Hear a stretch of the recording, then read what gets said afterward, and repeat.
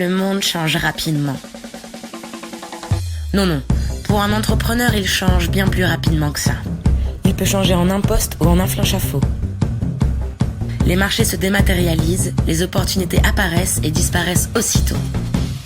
Un métier disparaît, un autre se crée. La demande change, rechange et change encore. Chaque jour, de nouveaux défis apparaissent. Il faut être prêt à tout moment à réagir, investir, recruter.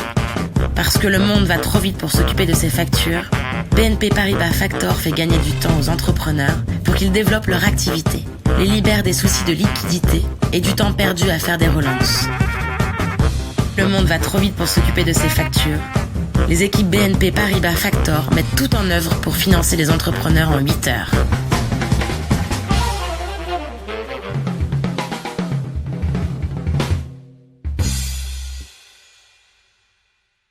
Bonjour à tous. Bonjour. Chantal Allais, directrice du marketing et de l'organisation chez BNP Paribas Factor. Et Philippe Zana, donc DSI de BNP Paribas Factor. Nous sommes ravis d'être ici présents sur scène pour vous présenter notre retour d'expérience sur un projet.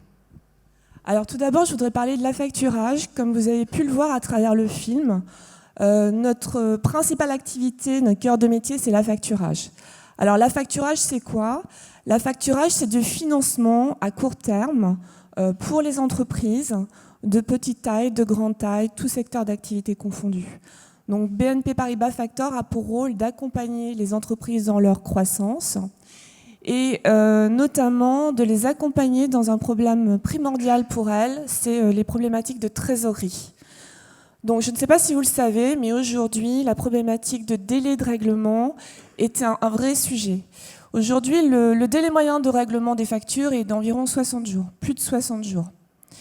Aujourd'hui, vous avez des faillites et un quart des entreprises en faillite le sont pour des problématiques de délai. Pas pour des problématiques de business, ils ont des clients, mais c'est des problématiques de délai. Donc Factor est là pour financer à court terme ces entreprises, les accompagner dans ces problématiques de trésorerie, à travers un bouquet de financement d'affacturage. Nous offrons 3 services. Le premier service, c'est le financement en 8 heures. Le deuxième service, c'est le recouvrement. Et le troisième service, c'est l'assurance. Avant de présenter le projet, je voudrais juste vous donner aussi quelques indicateurs clés sur BNP Paribas Factor. Donc, nous sommes une petite filiale du groupe BNP Paribas avec 450 collaborateurs. Nous avons un portefeuille de 7700 clients. Nous brassons plus de 7 millions de factures par an et nous avons un chiffre d'affaires acheté de 51,4 milliards en 2017. Nous avons aussi une couverture nationale et internationale à travers les factors du groupe BNP Paribas et à travers aussi une chaîne de factors où nous sommes en partenariat avec un certain nombre de factors hors BNP Paribas. Le tout nous permettant de couvrir environ 60 pays dans le monde entier. Alors on va rentrer dans le vif du sujet. Donc on va partager avec vous quelques slides qu'on a eu l'occasion avec Chantal de présenter à nos équipes internes il y a une quinzaine de jours pour faire un retour d'expérience. Alors vous voyez, on a gardé l'ancien titre et on s'en parlait il y a un instant, on parlait avant de GED. Et effectivement, je pense que le mot maintenant n'est plus d'actualité et donc on cherche un nouveau mot et donc l'idée c'est de vous présenter un petit peu notre retour d'expérience sur notre projet, on va dire qu'on appelait GED et qui est plutôt de remplacer, on va dire, nos espaces de stockage, nos espaces documentaires. Alors, c'était quoi la problématique, on va dire, de BNP Paribas Factor et celle pour laquelle nous avons sélectionné Alfresco pour nous accompagner. C'est qu'effectivement, on avait plusieurs, on va appeler ça entrepôts de stockage. Voilà, les règlements de nos clients, les factures et tous les courriers sortants et en même temps tous les documents contractuels qui étaient stockés, sauvegardés dans 3 endroits. La partie règlement, c'était une GED maison qui était même obsolète et plus du tout maintenue. Les factures et courriers sortants, c'était stocké dans un outil d'éditique dont on avait détourné l'usage et qui, du coup, au fur et à mesure, commençait à donner des signes de fatigue, appelons ça comme ça. Et puis les documents contractuels, eux, étaient même dans certains cas stockés dans la base de données de notre système de gestion. Voilà. Donc ces ensembles de documents finalement représentent à peu près 30 millions de documents avec une volumétrie qui croît tous les jours et qui étaient du coup dans 3 systèmes voilà, qui n'étaient pas connectés les uns avec les autres et donc du coup nous posaient des problèmes opérationnels au quotidien.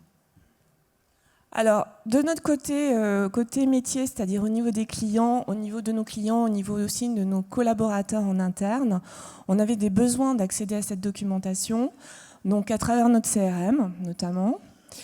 Au travers de nos CRM, simplement pour avoir une vision 360 degrés du client, voir l'ensemble de la documentation et de l'historique de la documentation avec le client. Nous avions aussi un besoin pour nos clients qui accèdent à leurs documents comme des relevés de compte par exemple à travers des sites web et qui ont aussi des besoins de déposer des factures. Et puis nous avions aussi des besoins de consulter l'ensemble de ces documents pour les personnes chez nous, la gestion qui en fait fait du financement au quotidien et qui a besoin de consulter également les factures ou de consulter le contrat signé avec le client. Voilà, et donc c'est effectivement dans ce contexte-là qu'on avait donc plutôt deux besoins, mais 2 besoins majeurs. Le premier, c'était de remplacer les entrepôts de stockage finalement de l'ensemble de nos documents et d'unifier, on va dire, finalement l'ensemble des systèmes, même si eux perdurent, puisqu'on avait des documents qui étaient différents dans plusieurs systèmes et ne permettaient pas finalement aux gestionnaires d'avoir une vue à 360 degrés de l'activité du client. Voilà. Et donc du coup le choix d'Alfresco qui a été fait nous permet finalement aujourd'hui de cette unification puisque le même document, comme l'évoquait Chantal, qui est téléchargé par le client à travers nos sites internet, est visible directement soit dans le CRM par le chargé de clientèle, soit éventuellement par son gestionnaire à travers le système de gestion pour prendre en charge du coup sa facture et puis la financer le plus rapidement possible. Alors jusqu'à présent, on va dire, bon, ok, il y a du stockage, en fait, rien de nouveau. En fait, ce qui a fait vraiment la différence avec Alfresco, c'est 2 points fondamentaux pour nous. Le premier point, c'est la capacité à cette solution à faire aussi du stockage en mode collaboratif. Donc ce que nous avons mis en place, c'est des espaces, des communautés en fait, en mode collaboratif. Donc par exemple, on a créé une communauté pour le projet GED, dont le chef de projet est dans la salle. Donc nous avons créé un espace pour partager l'ensemble des documents avec l'ensemble des acteurs du projet. De la même façon, nous avons un espace collaboratif autour de la qualité où on y stocke toutes nos process et toutes nos procédures afin de les partager avec l'ensemble de BNP Paribas Factor. Et il y a 2 avantages, 2 fonctionnalités qu'on adore dans ces espaces de communauté, dans ces sites. C'est le versionning automatique, donc vous n'êtes plus obligé de versionner vous savez, les versions 1.1, etc. Vous ne savez plus où vous en êtes. Donc il y a un versionnage automatique avec l'affichage de la dernière version. Et ce qui nous plaisait bien aussi, c'est la fonctionnalité de workflow qui nous permet de historiser en fait toutes les validations et les approbations réalisées sur les documents nécessitant validation. Enfin, le dernier atout aussi qui a fait vraiment la différence, c'est la très forte intégration avec nos outils et spécifiquement avec notre outil de CRM qu'on peut citer, je pense, qui est Salesforce, puisque vous allez les voir dans la journée. Voilà, donc effectivement, voilà, donc en 2 mots, je dirais, c'est rationalisation et simplification, de 2 mots qui sont du coup devenus importants et qui nous permettent même de voir des synergies finalement dans un simple projet, je dirais, d'implémentation d'une GED. Alors, quelques petits avantages aussi qui ont été différenciants, je dirais, dans le cadre du choix d'Alfresco. C'est la forte, effectivement, intégration avec Salesforce, ce qui fait qu'aujourd'hui, nos utilisateurs n'ont pas l'impression d'accéder à un autre outil, d'accéder à une GED, puisque aujourd'hui ils naviguent à travers le Salesforce, à travers notre CRM, et ils visualisent directement les documents qui sont présents dans Alfresco. Aussi un SSO qui a été, donc SSO pour les non-techniciens, c'est une single sign-on, c'est une authentification simplifiée et qui permet finalement aujourd'hui de s'authentifier une seule fois et donc dans le système informatique de BNP Paribas Factor et du coup d'être authentifié automatiquement dans la JET. Donc deux points clés qui étaient effectivement assez intéressants dans le choix de la solution. Alors, notamment, ça nous a permis c'est de façon tout à fait transparente pour les utilisateurs. Ils ont l'impression d'être dans Salesforce, mais en réalité, les documents sont dans la JET Alfresco. Et surtout, nous sommes complètement sécurisés, c'est-à-dire que nous avons déporté les documents qui étaient sur le cloud et nous les avons désormais dans nos murs. Il y a aussi un sujet de sécurité très, très intéressant pour nous. Alors, peut-être quelques mots avant de terminer sur le déroulement du projet. J'ai pas de slide, donc William, t'inquiète pas, ça va bien se passer. Donc simplement pour vous dire, voilà comment peut-être un partage d'expérience. Donc nous avons commencé en fait sur des étapes assez classiques de gestion de projet, avec un appel d'offres, une étude de marché sur différentes solutions. Ensuite, très très vite, nous sommes fait accompagner d'un intégrateur, puisque cette solution-là, en fait, on a besoin effectivement d'être accompagné. Nous avons fait un état des lieux des documents et de l'ensemble de la documentation qu'on avait. Donc ça, c'est un travail assez laborieux. Et nous avons en fait constitué un plan de classement. Donc là, il y a un curseur à mettre entre je veux un plan de classement assez structuré, mais je ne veux pas que ce soit 1000 feuilles. Donc il y a un petit travail d'étude assez important. Et puis dans le déroulement du projet, nous sommes rendus compte qu'il ne fallait pas négliger la partie reprise du stock. Donc autant d'un point de vue fonctionnel, j'ai des documents qui sont un peu en vrac. Alors j'imagine que c'est un petit peu partout pareil, mais des documents pas forcément qualifiés, voire pas du tout qualifiés, et qu'il faut requalifier, sans pour autant aller les regarder un par un, parce que vous imaginez la volumétrie que citait Philippe tout à l'heure, c'est vraiment impossible. Donc il faut imaginer des règles métiers, ça a été donc le travail du chef de projet d'imaginer des règles métiers de reprise de ces documents. Donc, et d'un point de vue technique, c'est aussi assez laborieux de reprendre ces documents, puisque la machine souffre, ça peut prendre plusieurs heures, plusieurs jours de reprise de ces documents. Donc c'est un point à ne pas négliger dans le projet. Donc au final, ce projet, on l'a démarré il y a 2 ans. On est en train de le terminer fin 2018. Et ce qui est important à noter, c'est qu'il y a eu plusieurs livraisons. Et la première livraison concernait le CRM et l'intégration dans le CRM.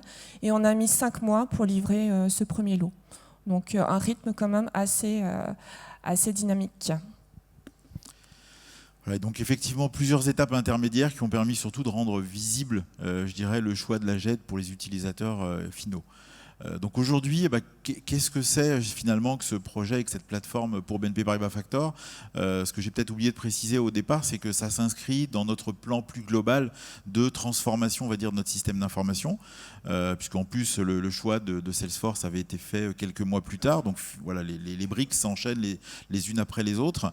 Aujourd'hui, on est en train de refondre certains de nos parcours digitaux. Donc il y en a déjà aujourd'hui qui sont complètement en production, avec un objectif qui est une souscription complètement dématérialisée, allant jusqu'à la signature électronique, jusqu'à la collecte des pièces pour des clients, les pièces qu'on va appeler du KYC par exemple, c'est l'ensemble des documents qu'on est obligé de demander à nos clients. Et donc tout ça finalement est facilité, je dirais, par l'intégration assez simple d'Alfresco dans notre écosystème et qui permet finalement d'avoir des documents qui sont collectés dans un site web de façon assez simple pour un client, qui sont injectés dans notre système dans notre JET, dans Alfresco, et du coup consultables très très rapidement par les collaborateurs pour pouvoir valider si le client est autorisé finalement à travailler avec BNP Paribas Factor.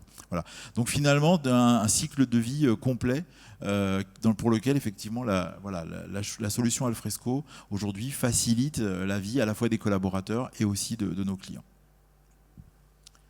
Voilà, nous restons à votre disposition si vous le souhaitez pendant les pauses pour pouvoir répondre à toutes vos questions. Merci beaucoup Parfait. pour votre attention. Merci beaucoup. Merci. Je vais vous laisser. Merci beaucoup pour ce témoignage.